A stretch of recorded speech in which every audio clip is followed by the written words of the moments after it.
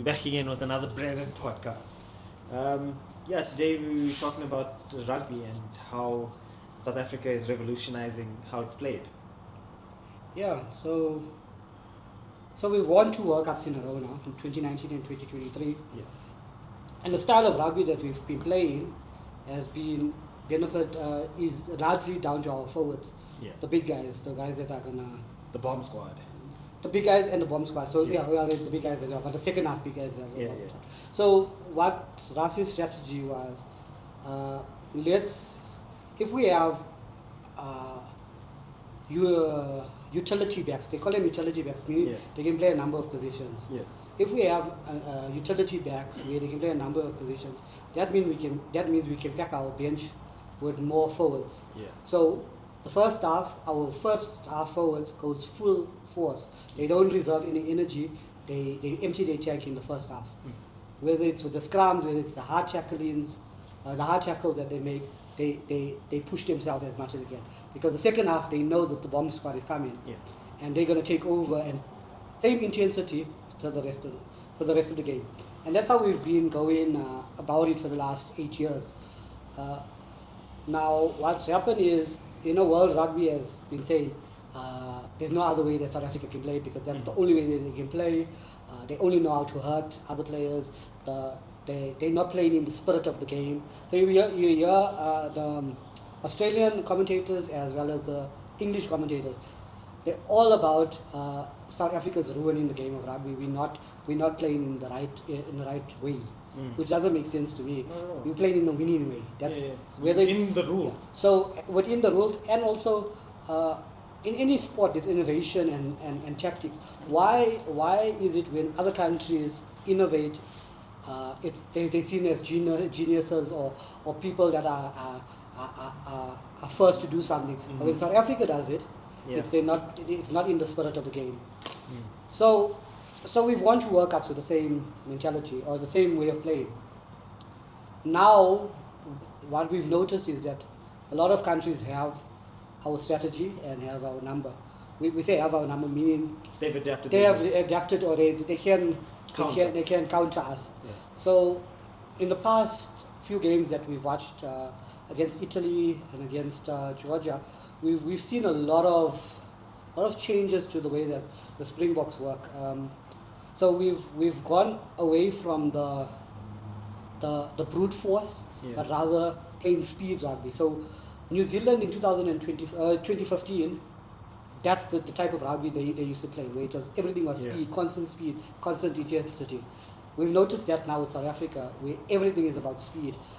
He's gone so far as to put some of his wingers in the center, so when they break from the center. And it's all about speed, moving the ball with quickness. Let's try. So they've moved away even from the kicking game, where they'll kick and let their forwards go up and tackle and gain territory.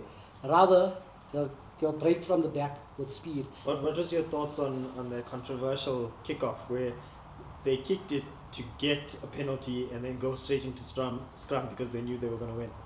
So that's the whole strategy of Rasi and them. They constantly thinking in the game, in as well how the game is played. They're constantly thinking of ways within the game to affect by using the innovative ways.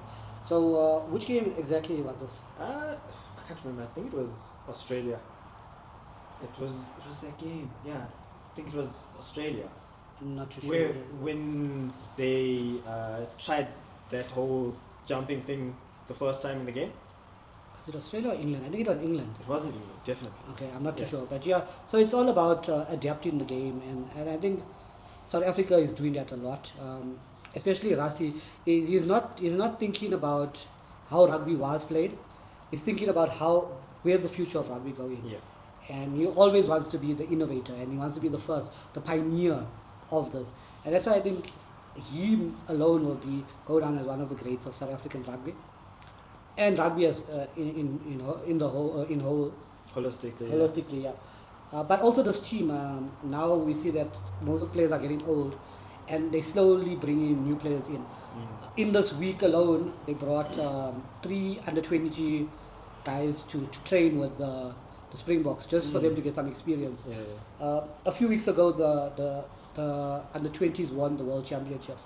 So we can see that we know that the future of rugby for South Africa looks great because the current guys are performing, but they know if they don't perform, there's people that can take over. Younger ones the are young, hungry. and that's what's nice about South African rugby. We constantly our development and everything is put in place for us to succeed. You know, they spoke about Rassie taking his new tactic from the schoolboys, where within the gameplay they do sort of like a throw-in. And I mean, that's amazing that a coach at the highest level would look at the youth games to get tactics and stuff like that. The one mistake coaches make is to think that they know everything about the sport, whether it's cricket, whether it's soccer, whether it's rugby, any sport. Once a coach thinks they know everything, that's when they're gonna fail. You have to be open to change and to learn from wherever it is.